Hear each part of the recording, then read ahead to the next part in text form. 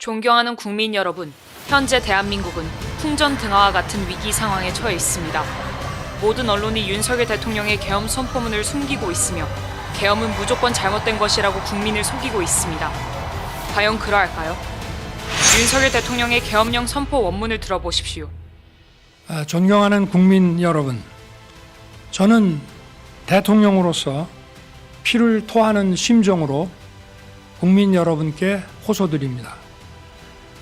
지금까지 국회는 우리 정부 출범 이후 22건의 정부 관료 탄핵 소추를 발의하였으며 지난 6월 22대 국회 출범 이후에도 10명째 탄핵을 추진 중에 있습니다.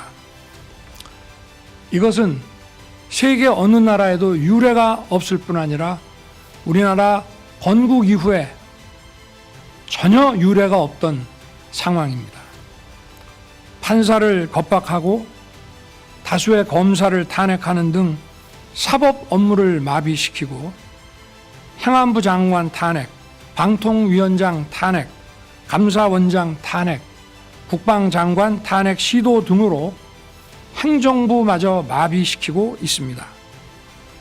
국가 예산 처리도 국가 본질 기능과 마약 범죄 단속, 민생 치안 유지를 위한 모든 주요 예산을 전액 삭감하여 국가 본질 기능을 훼손하고 대한민국을 마약 천국, 민생 치안 공황 상태로 만들었습니다. 민주당은 내년도 예산에서 재해대책 예비비 1조 원, 아이돌봄 지원수당 384억, 청년 일자리, 심해가스전 개발 사업 등 4조 1천억 원을 삭감하였습니다. 심지어 군 초급 간부 봉급과 수당 인상, 당직 근무비 인상 등 군 간부 처우 개선비조차 제동을 걸었습니다. 이러한 예산 폭거는 한마디로 대한민국 국가 재정을 농락하는 것입니다. 예산까지도 오로지 정쟁의 수단으로 이용하는 이러한 민주당의 입법 독재는 예산 탄핵까지도 서슴지 않았습니다. 국정은 마비되고 국민들의 한숨은 늘어나고 있습니다. 이는 자유 대한민국의 헌정 질서를 짓밟고 헌법과 법에 의해 세워진 정당한 국가기관을 교란시키는 것으로서 내란을 획책하는 명백한 반국가 행위입니다. 국민의 삶은 안중에도 없고 오로지 탄핵과 특검, 야당 대표의 방탄으로 국정이 마비 상태에 있습니다. 지금 우리 국회는 범죄자 집단의 소굴이 되었고 입법 독재를 통해 국가의 사법 행정 시스템을 마비시키고 자유민주주의 체제의 전복을 기도하고 있습니다. 자유민주주의의 기반이 되어야 할 국회가 자유민주주의 체제를 붕괴시키는 괴물이 된 것입니다. 지금 대한민국은 당장 무너져도 이상하지 않을 정도의 풍전등화의 운명에 처해 있습니다. 친애하는 국민 여러분, 저는 북한 공산 세력의 위협으로부터 자유 대한민국을 수호하고 우리 국민의 자유와 행복을 약탈하고 있는 파렴치한 종북 반국가 세력들을 일거에 척결하고 자유 헌정 질서를 지키기 위해 비상계엄을 선포합니다. 저는 이 비상계엄을 통해 망국의 나락으로 떨어지고 있는 자유 대한민국을 재건하고 지켜낼 것입니다. 이를 위해 저는 지금까지 폐악질을 일삼은 망국의 원흉 반국가 세력을 반드시 척결하겠습니다.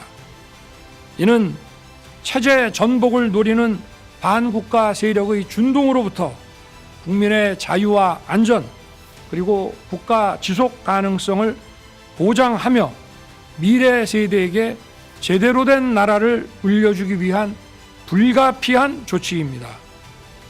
저는 가능한 한 빠른 시간 내에 반국가 세력을 척결하고 국가를 정상화시키겠습니다. 계엄 선포로 인해 자유 대한민국 헌법 가치를 믿고 따라주신 선량한 국민들께 다소의 불편이 있겠습니다마는 이러한 불편을 최소화하는 데 주력할 것입니다. 이와 같은 조치는 자유 대한민국의 영속성을 위해 부득이한 것이며 대한민국이 국제사회에서 책임과 기여를 다한다는 대외 정책 기조에는 아무런 변함이 없습니다. 대통령으로서 국민 여러분께 간곡히 호소드립니다. 저는 오로지 국민 여러분만 믿고 신명을 바쳐 자유 대한민국을 지켜낼 것입니다. 저를 믿어 주십시오. 감사합니다. 이 계엄 선포문은 세 가지 방향을 지목하고 있습니다. 첫째, 반국가 세력을 일시에 처단해야 한다는 것입니다. 이승만 대통령이 건국할 당시 박헌영의 남로당 세력의 잔재가 확대되어 오늘날의 사태를 일으킨 원인이 되었습니다.